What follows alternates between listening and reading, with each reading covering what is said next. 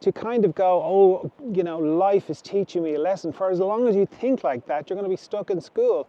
A school of your own creation, a school that doesn't exist except inside you, and it's like you're hitting yourself on the head all the time, going, yeah, this is really good for me. Oh yeah, this is I'm really learning here.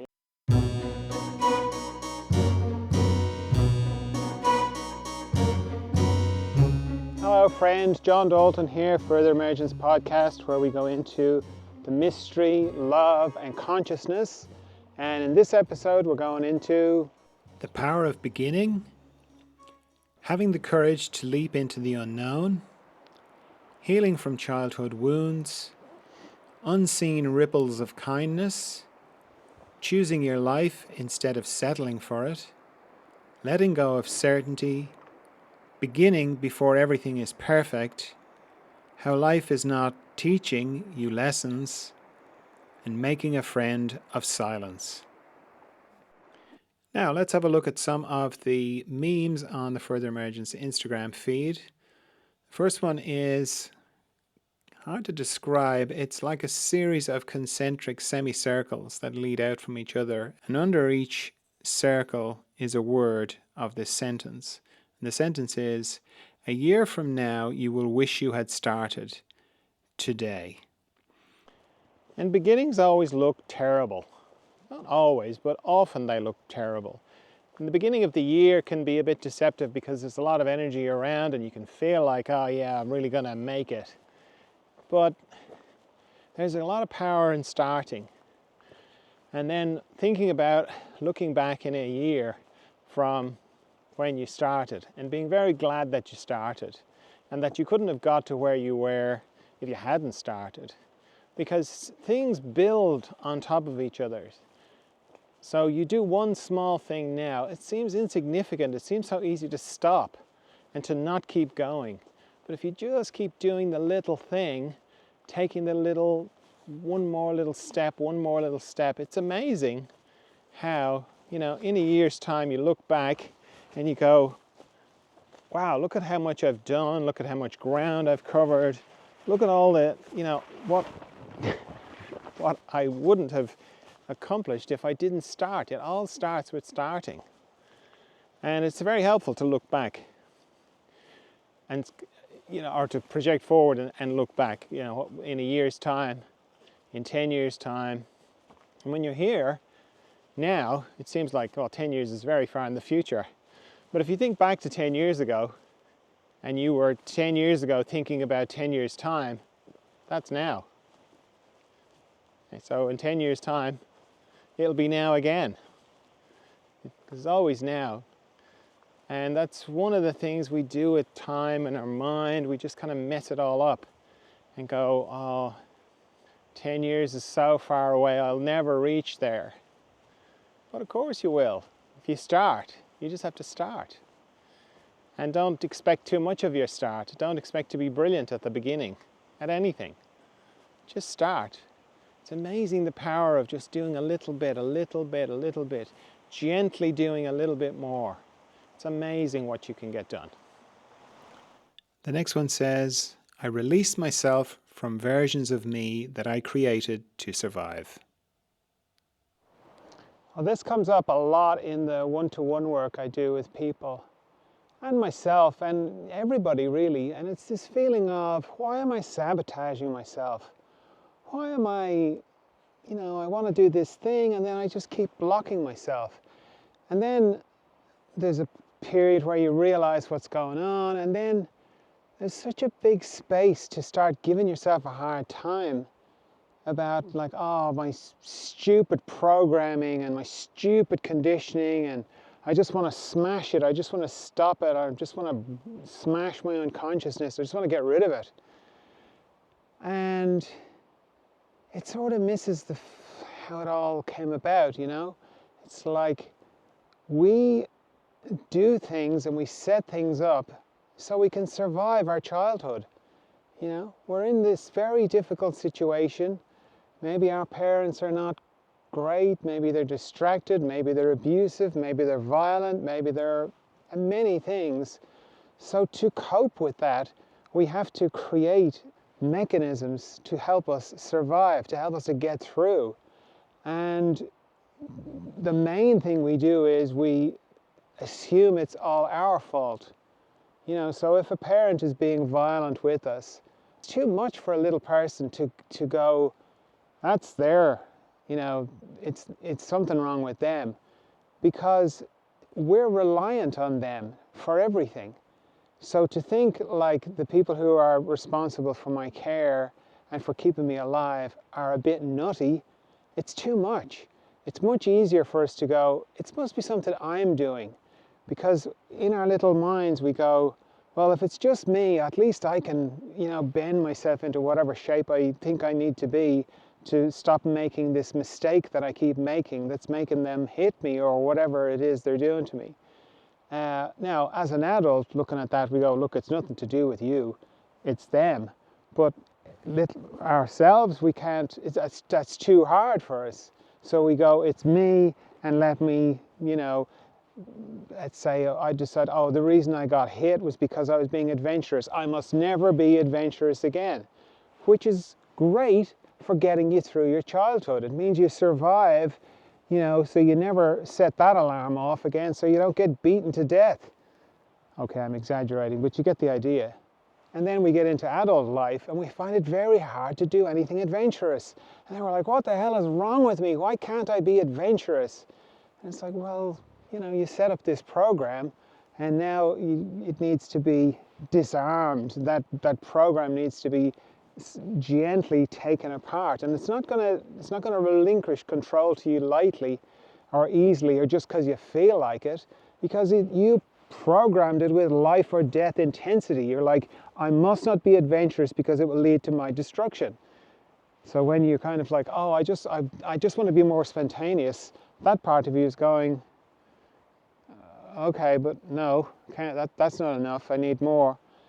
So it takes a bit of work to dismantle it. And part of it is recognizing what it is, which is, you know, when you feel it, it's understandable you want to go, I hate this thing, I want to be more adventurous or whatever it is. Why do I ruin all my relationships? Why am I, whatever, you know, the list is endless. Instead of like downing yourself on that, going, well, I am this way because that's what I needed to do to survive. And I've survived. And that's the beginning of, number one, being grateful, and then going, recognizing that I survived, because that's information you can bring to that part of you. The part of you that is still functioning under, I must not be adventurous or I will be destroyed. You can kind of go, I survived. You did a great job. We made it. And then you can begin the gentle process of taking little baby steps towards being more adventurous or towards being whatever you want. But it starts with being grateful to that part of you rather than hammering it. And because, you know, imagine if you were doing a great job for 10 or 20 or 30 years or 40 or whatever number of years, and you just got badmouthed the whole time by the very person that you were protecting in your eyes. You know, it's demoralizing. So when you are grateful, it's almost like, oh, okay, now they get what I've been doing. Now we can begin to talk, and then going, you as the adult part bringing to that very young part, going, we survived. You did a great job. We got through, but we're not in that situation anymore. Now I, you know, can be adventurous and I will survive. And initially it's going to be, I don't know about that, but you know, the more you kind of work with it, the more you can slowly get through it.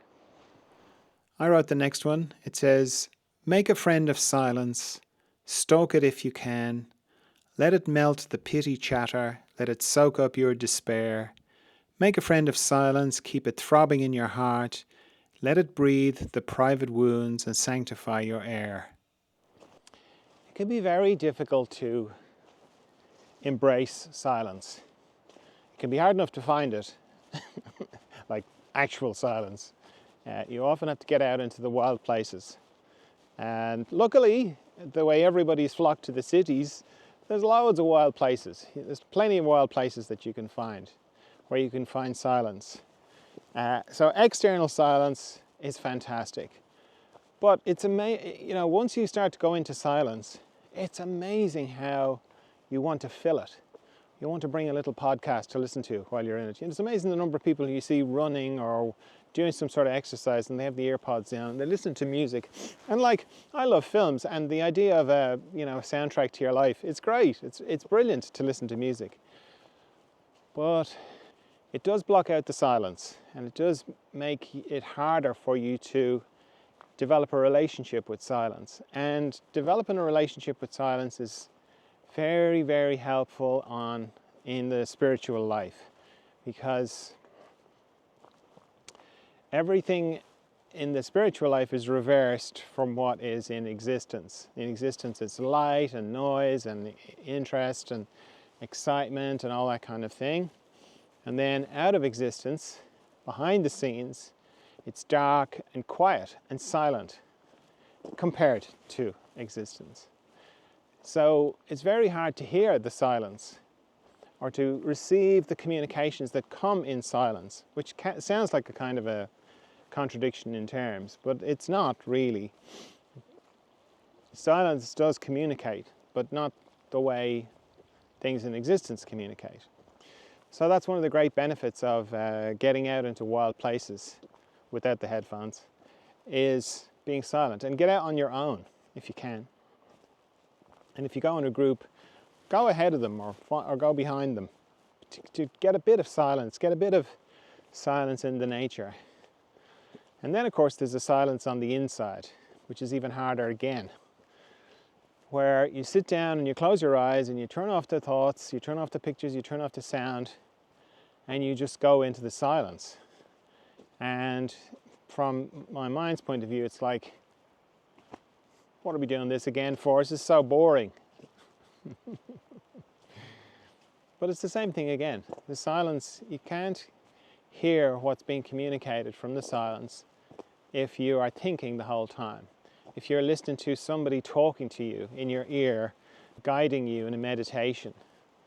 If you're saying a mantra, you can't hear the silence. It has to be silent for it to be silence, and that's not easy.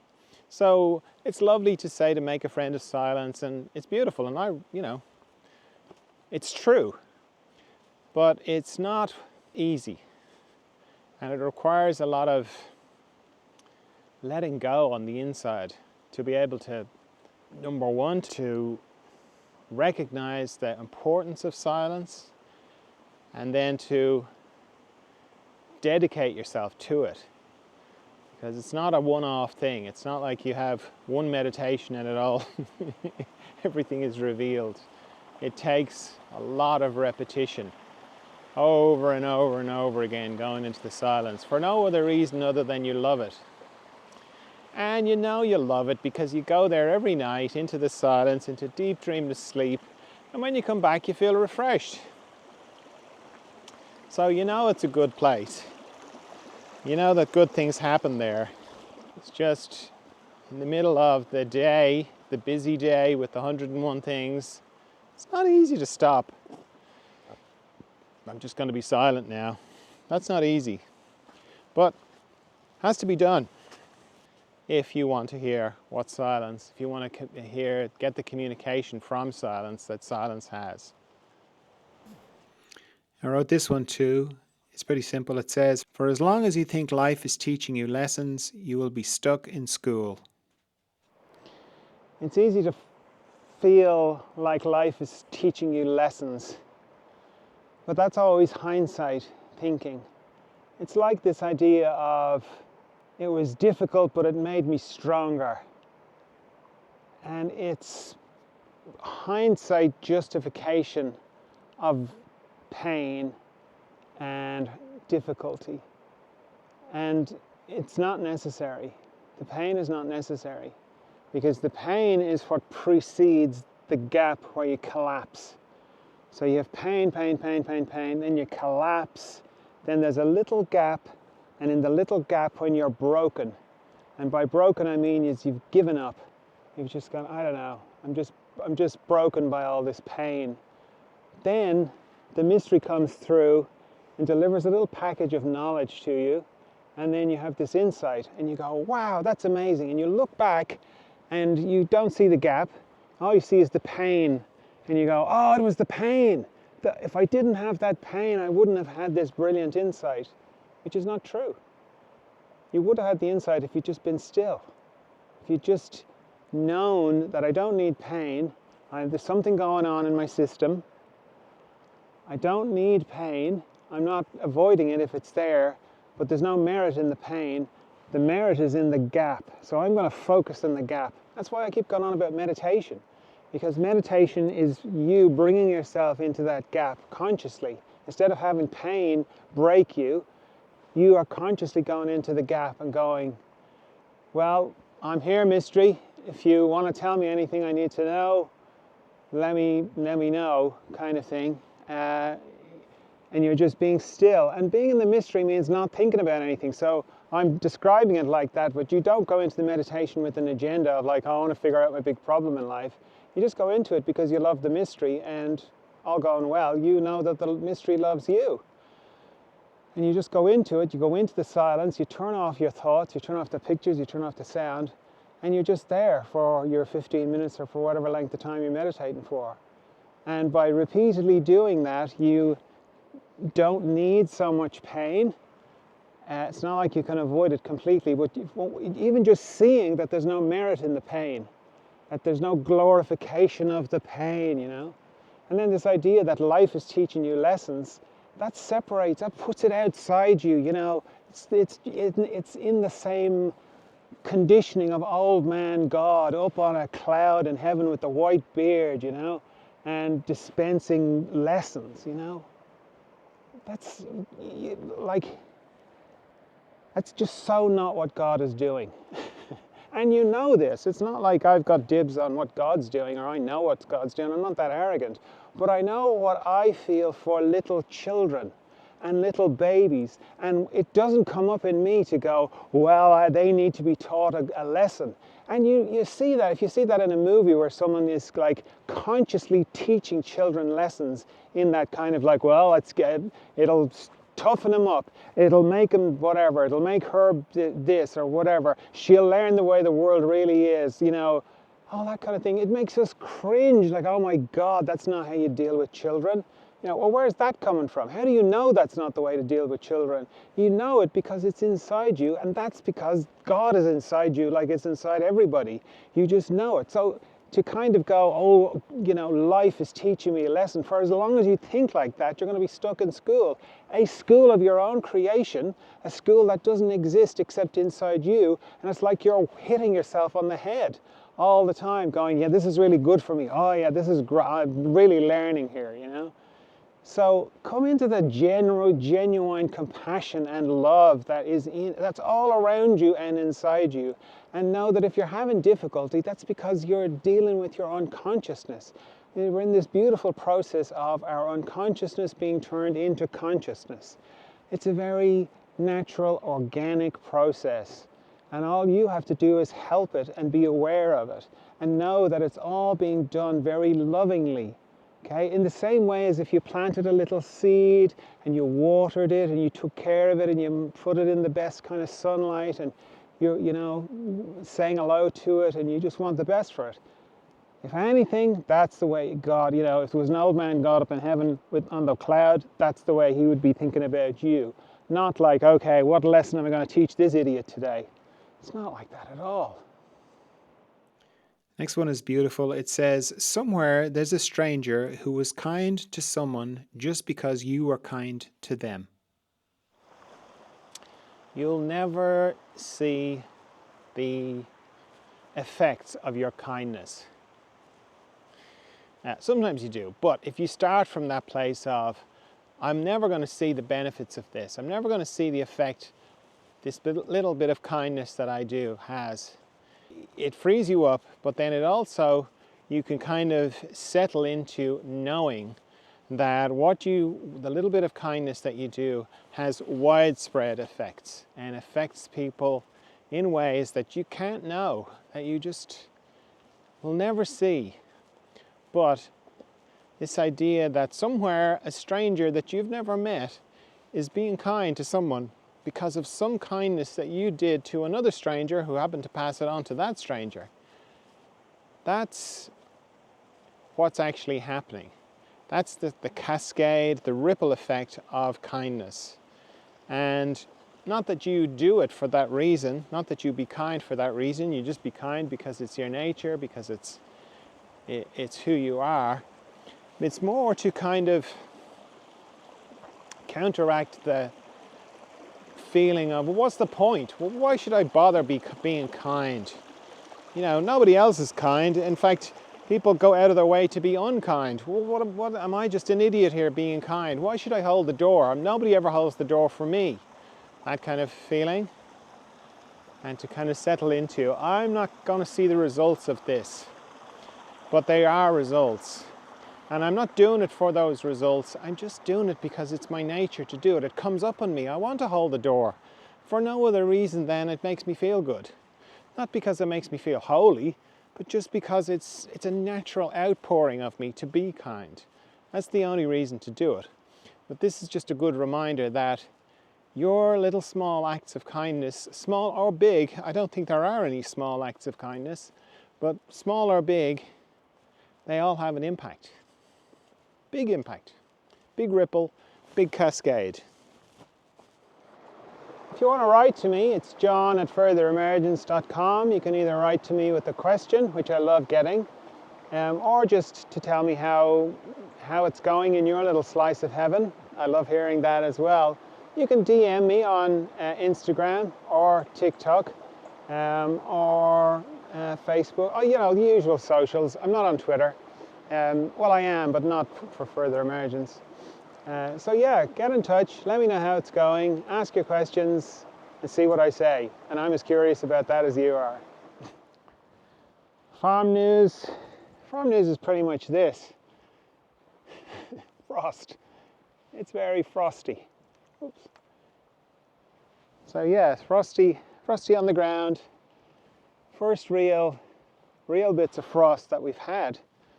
And it's cold. I don't know if you can see my breath, but it's cold, but bright and clear. It's been raining since Christmas Day, non-stop, pretty much. And but now we've got this cold snap, which is nice because it's so clear, and the sky is so sharp and clear. It's beautiful. So that's kind of it for farm news. Lots of rigmarole to do with the fibre. I won't bore you with it. It's still working, the fibre internet. It's still working. It's still beautiful. But there was a few high winds, cables all over the place, vans left outside. But anyway, it's all good now. The next meme says, 10 years from now, make sure you can say that you chose your life, you didn't settle for it. Oh, this one puts the cat among the pigeons.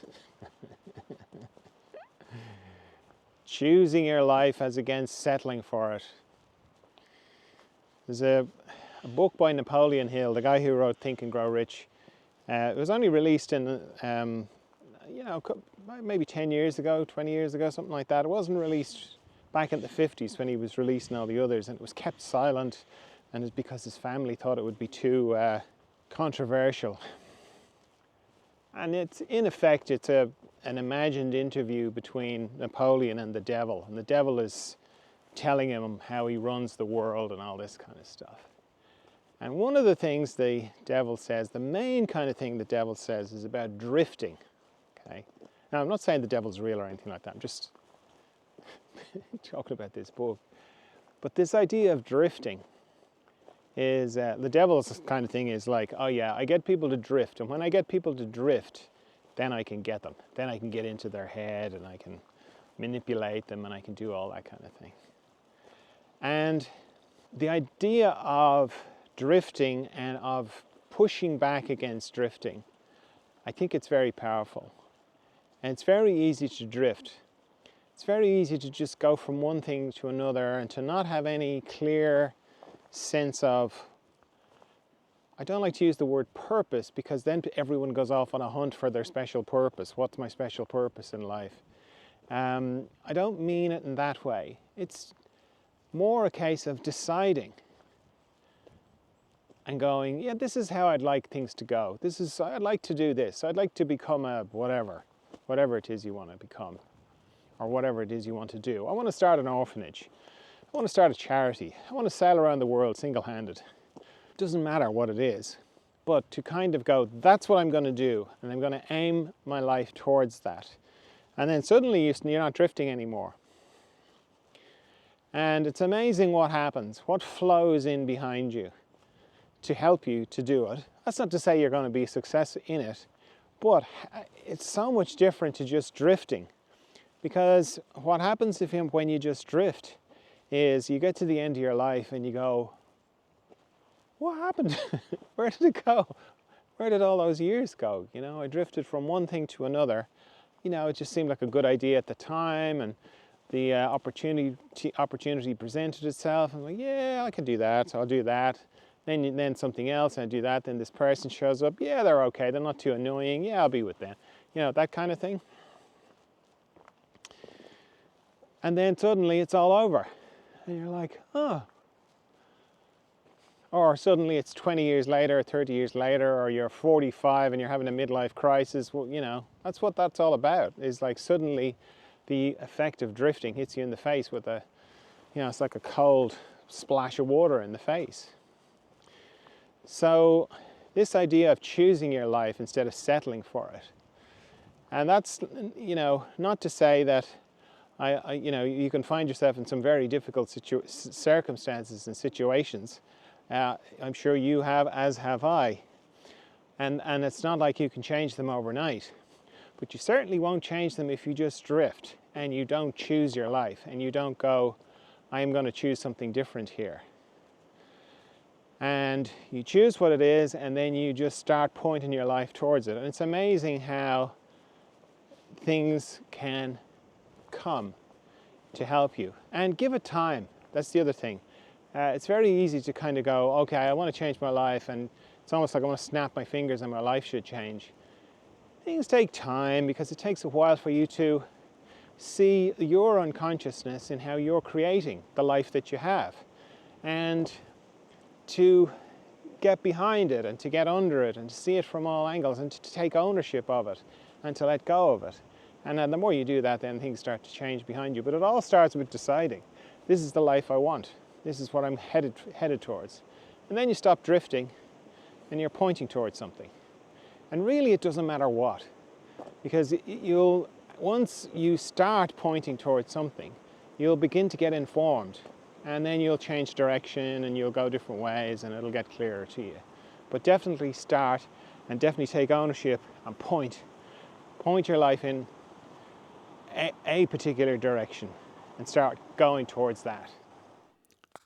The next one is a quote from Hildegard of Bingen, who was a medieval mystic, and she says, "Dare to declare who you are. It's not far from the shores of silence to the boundaries of speech. The path is not long, but the way is deep. You must not only walk there, you must be prepared to leap." Sometimes you have to leap. And it's so hard to leap sometimes. Well, it's very like that Indiana Jones movie where he's, you know, I think it's the Last Crusade one where he's on the last challenge and he has to step out. He has to step out into the unknown.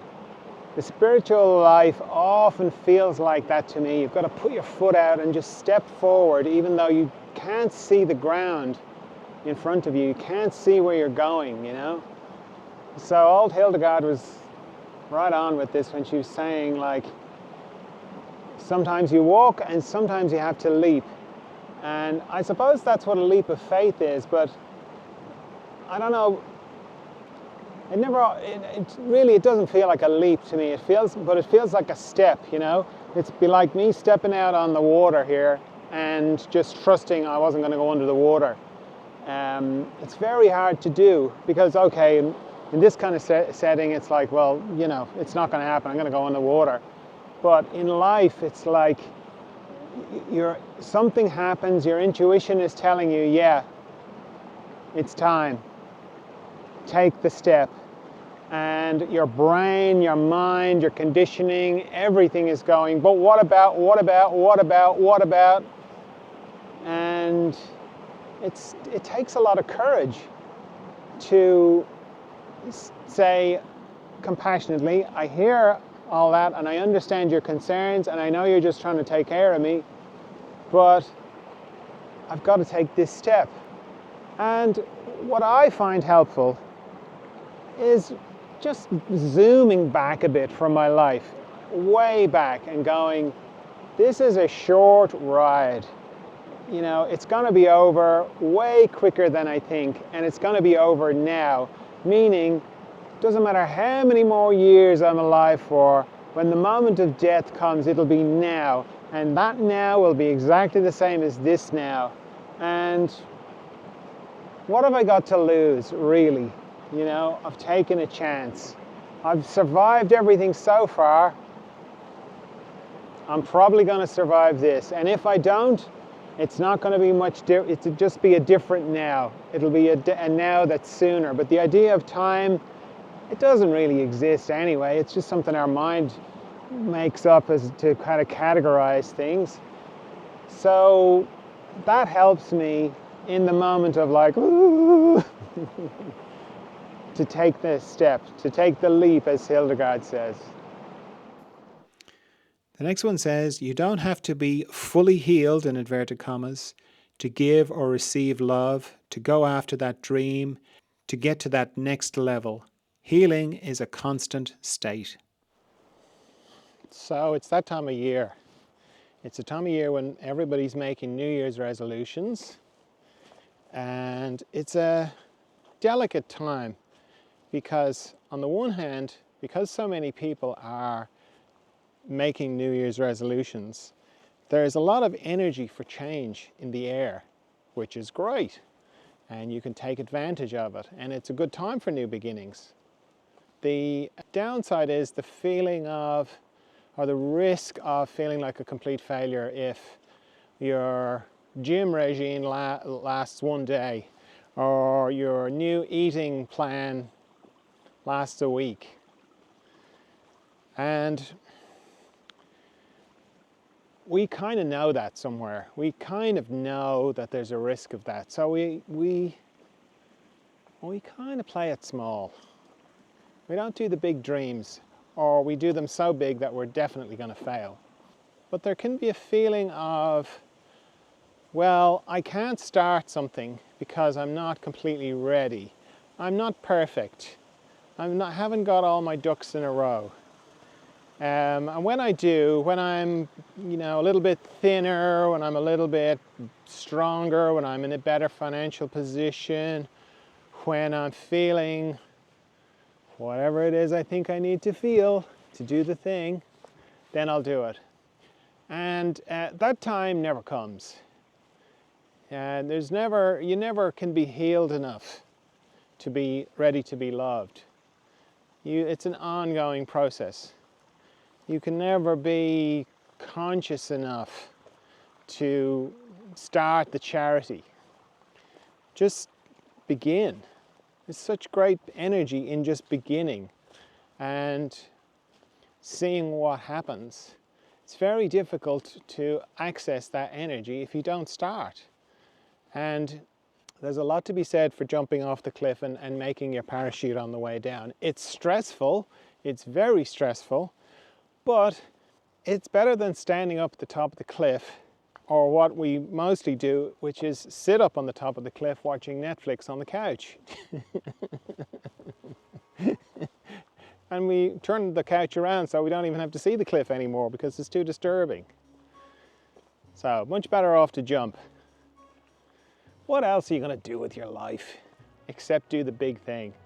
Why not go for gold? Why not go for the big thing? And then there's a lot of energy around at the beginning of a year to carry you with that big thing. So I encourage you to do that. Jump off the cliff. Take the bold step. We need boldness now, more than ever. All right, well, that's all I have for you this time. I trust you're well. I trust you're of good cheer. I'll talk to you again soon. Bye.